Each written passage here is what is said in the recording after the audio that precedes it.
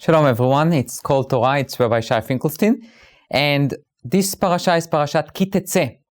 And I would like to read to you a few verses from the beginning of the parasha, and to try to discuss it, what I would say traditionally, and then I will discuss it a little bit what I will call out of the box explanation to the verses that I'm about to recite.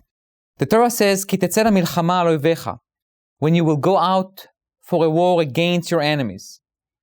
ונתנו השם אלוקיך בידיך ושבית שביו. And Hashem your God will deliver them into your hand, and you will capture its captivity. So everything is going great. You go to a war, you go to a battlefield, and Hashem is helping the Jewish people, the Jewish army, to go and to conquer the other nation and to conquer the land, and also to conquer the inhabitants of that land. And you're going to capture their captivity. So till now, everything is going well. You are successful. You accomplished your goal. And then the Torah says, and you will see among its captivity a woman who is beautiful of form, and you will desire her. So now we have the challenge. You reach a successful point in your life. Your goal, your military goal was accomplished. And then there are consequences to a success. You are successful. You are now the one who has the domain, the power over the people. They are in your hands. You have full control to do whatever you want.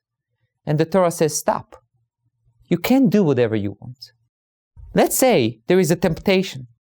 You see a beautiful woman and you desire her. So what should you do? So in every other army, in any other nation, there are no rules about it. Basically, captivity, or the people that you capture, belongs to you, especially ancient time history. Talking about people conquering lands and conquering people and do with them whatever they want. We know from our own history, the Romans will take the people that they conquer and sell them as slaves, use them as slaves and maidservant. There was no value to human life. After I conquer you, you belong to me. And I can decide everything that I want for your life. But the Torah says to the Jewish people, you don't do that. You can take her to your house. You can even marry her after a process. But there is going to be a process. There is going to be something that you need to do and respect her values as well in order to marry her. And if not, and if, let's say, the Torah says after a while you don't like her anymore, she's not a slave. It says, but if it shall be that if you do not desire her, for whatever reason, she's not beautiful anymore in your eyes, or you see that there is really nothing to talk about with her, or you just say, you know what, she's not for me, whatever the reason is, the Torah says, then you shall send her on her own, but you may not sell her for money. Look at the beauty of what the Torah is trying to tell us. You are the victorious warrior. You are the one who conquered the land and you conquered the people, and they, in a way, you think belongs to you. And the Torah says, no, they do not belong to you. They have the image of God in them. They are not your slaves. They are not your part of your property. Even though you won the war, even though you are the one who had the victory, you never ever lose sight of who you are, of the human dignity, of the respect to others as well.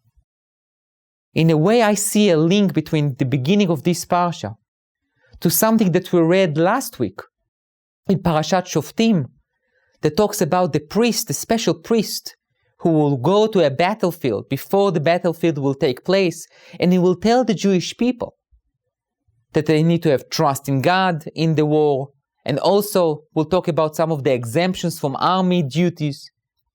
But the thing is, the fact is that the Kohen, the priest, that symbolizes the temple, the Beit HaMikdash, the sanctity, holiness, peace, value of life, will go to a battlefield, to the soldiers, I think speaks loud about what the Torah's perspective on war, on battlefields. There needs to be a link, a connection between the holiness and the mundane, the spirituality and the physicality. When a Jewish soldier goes to a battlefield and becomes a soldier, he does not put aside his Jewish identity. and act like the animal, or act like just a soldier with no values. Being a Jewish soldier is being a Jew with all its values and the Torah and the commandments and everything that we believe in very complicated and very difficult circumstances. That's what it means to be a Jewish soldier. So I will say the more traditional explanation to the beginning of our parsha is that when you go on a war and you are the victorious, you are the one who won the war, you still need to know what are your values, what do you represent, and how do you behave to other people. But now I would like to take this parsha and to take this narrative and to deviate a little bit from the traditional interpretation and to go to what I will call more out-of-the-box interpretation. We feel very confined and very comfortable in our very small zone of synagogue, Jewish day school, Jewish community. But the Torah says, Ki Teitzei, when you go out, you can go to a battlefield, like it says in our parsha, or you can go to walk, or you can go to buy groceries, or you can go to the bank, or you can go to wherever you go.